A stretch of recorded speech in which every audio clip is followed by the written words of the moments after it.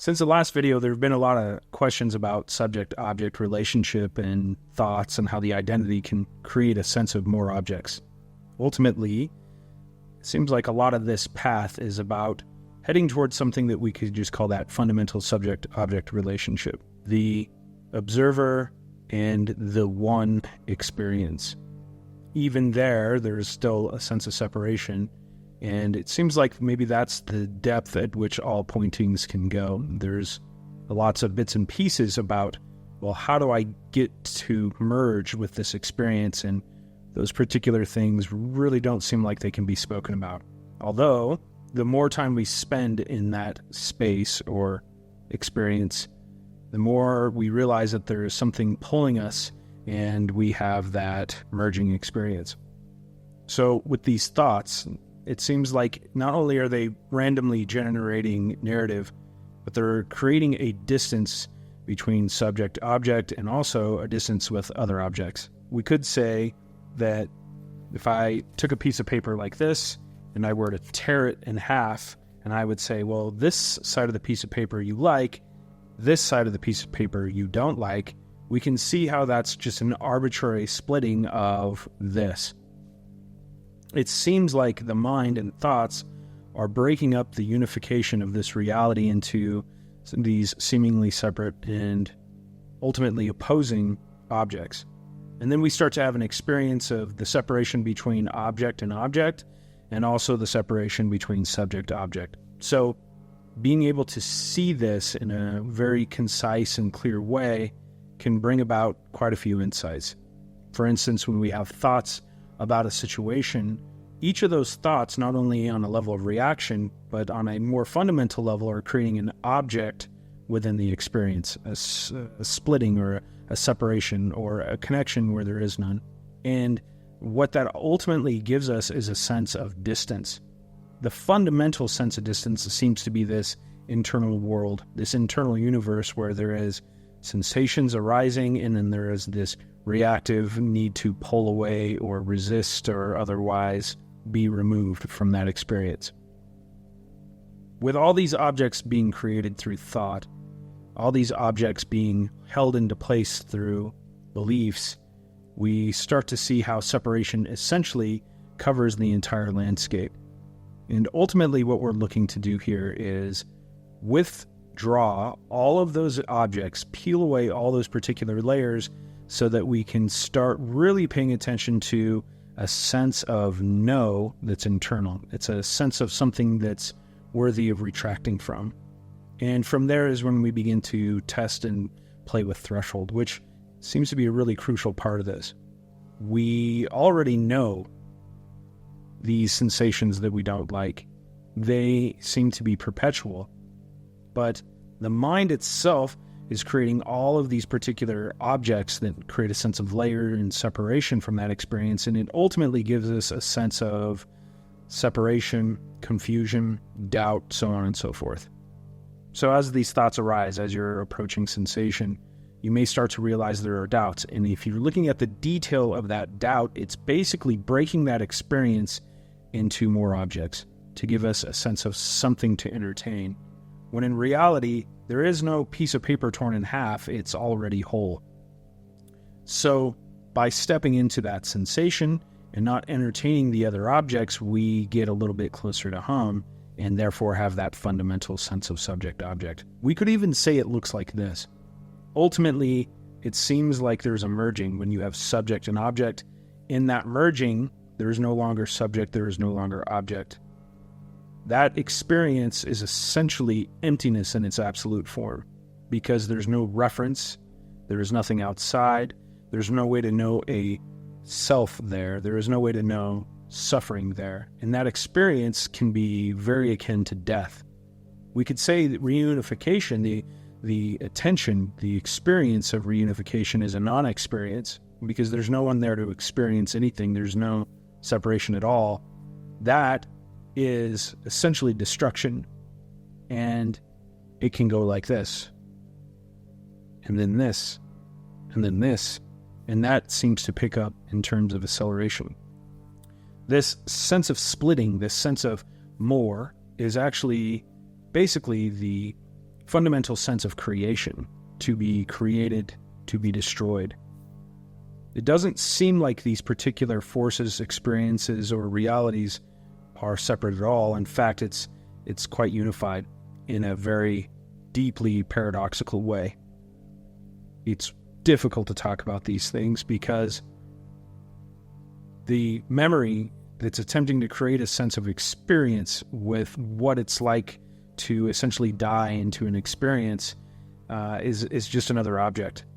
It seems like a space of nothingness, yet there's an essence of something still there. It's really hard to actually describe.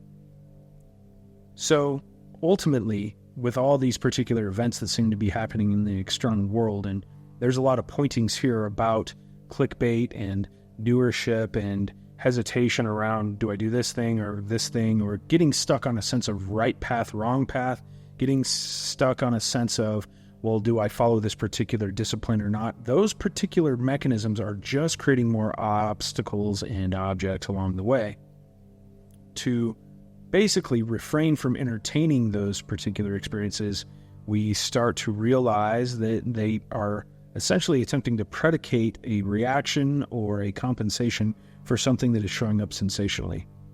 To be conferred and to be absolutely immersed in that space, there is a knowledge, an awareness, a consciousness, an attention that arises that becomes the most obvious sound in the room, the most clear experience that we could possibly have. So we head a little bit closer. This is the benefit of sensations, why they aren't necessarily an ending point. They definitely seem to help us transition from a space of internal separation here between mind, body, and sensations and thoughts and all these seemingly dual experiences. There is a space of transition into a sense of unification. The great I am, consciousness, awareness, God, whatever words we choose to use, it's essentially the same thing. It definitely goes beyond experience. Yet, the experiences that seem primary are essentially guiding us. The experiences that seem primary are essentially emerging straight from emptiness. It's as if all things arise from emptiness and return to emptiness, similar to a drop of water that were to form on the surface of a pond and to soar through the air and then bloop, back in the pond. Before the water droplet forms, it's indecipherable from the rest of the water. And after the water droplet reemerges into the water, it's indecipherable. There is no separation there. Emptiness is absolute unification. And these experiences of sensations seem to be what's immediately created in the ether of these expressions. We could say that every sensation, every so-called experience is simply an expression, something that is what it is, with no comparison, with no other, with no separation, etc.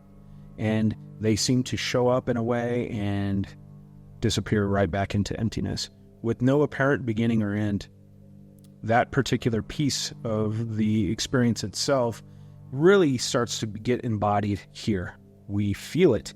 We feel the instantaneous aspects of these sensations that arise from a sense of emptiness, essentially a unification, a creation, a reunification, something like a breath. And that can seemingly blink on and off trillions, billions, infinite times a second, so to speak, to basically allow ourselves to slough off all the layers of all these objects that seem to surround us, all these bits and pieces, these thoughts, these external experiences, these relationships. We start to get to something more primary. This is where Adyashanti says that there is no external world, this is an inside game. And for all intents and purposes, that's absolutely correct. These external experiences are just more objects. In fact, if we really rest with it, we begin to see that even relationships with what seems to be other people, it's objectified. We objectify them. They have a name, they have a face, they have an identity, they are someone or something else. That is essentially the same thing as an object. So, to have these experiences externally, sometimes they give us a little bit of a portal or an indication of something that's arising internally in this sensational space. Yet ultimately, what they're essentially doing is distracting us through thought and perception, this sense that something else is occurring, something outside. If we stay really focused on what's present, what's obvious here, these things begin to reveal themselves, and then when there's no longer an internal sense of friction with that which cannot be controlled, with that which cannot be manipulated, with that which just is, which is just nature itself, which is unbound and uncaused, then that seems to blossom in its own expression in this way that can seem outwardly. Then it can almost flip on its head. For some, the experience is that there's no external world, and then that flips inside out, and there is no internal world. That is a little bit closer. There's nothing separate. That's for sure. There's no real way to create a sense of contrast. There's no real way to have a sense of reference. These are essentially manufactured. And going back to the paper metaphor, to tear that piece of paper in half and to designate one side as good and pleasurable and desirable and one side as uncomfortable and unpleasant and painful and undesirable, that we can see how arbitrary that experience would be, because fundamentally it is ultimately the same piece of paper. That is really what this path seems to be about. And it's funny that we call it this path. This actually seems to be one of the most natural, organic experiences that any human being could possibly have, any life form, really. This is fundamental. And so it's not even really separate or deciphered, even in a relative way. It's absolutely still anchored in this presence, a sense of the spontaneous and immediate creation of an expression, an appearance that arises and then is gone. And those particular experiences can seem to accelerate quite a bit. So, as you go through life, maybe you can play this way. See what experiences, what relationships, see what type of thoughts are essentially manufacturing objects, essentially tearing that piece of paper into two pieces, and then maybe more, and then maybe more, and maybe more. Is it fundamentally separate? Is there anything that you can actually detect to be separate? Or is it ultimately thought and perception oriented to keep you busy? Because you will start to see that these thoughts predicate themselves on a sensation, and that sensation always has this signature of emptiness, which for some reason seems to invoke terror for a lot of people, a sense of fear. Maybe that experience of fear itself isn't even a sensation.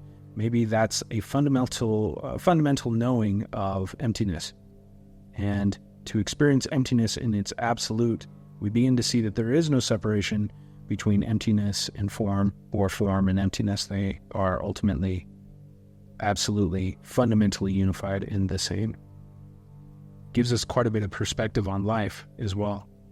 This seems to be quite like a game, with all these rules and objects and separations and things in between. It's only really a game when we realize we can stop playing. How trapped do you feel in the game? The more trapped you feel, the more likely there's a sensation that's arising that's guiding you right back to what seems to be a source, even though it doesn't have a singularity in that sense. It's a emptiness itself. That all of this is essentially empty. All these forms and appearances are empty, but that doesn't necessarily mean anything. It doesn't mean that it's a lie necessarily either. It's just an expression of that which is fleeting, something absolutely fundamental. Just like the moment of the Big Bang, the emptiness and the potential of what seemed to be nothing spontaneously bursting into an expression that we could call the universe. Maybe we're straddling that line right now. Maybe there's no time that it's ever passed.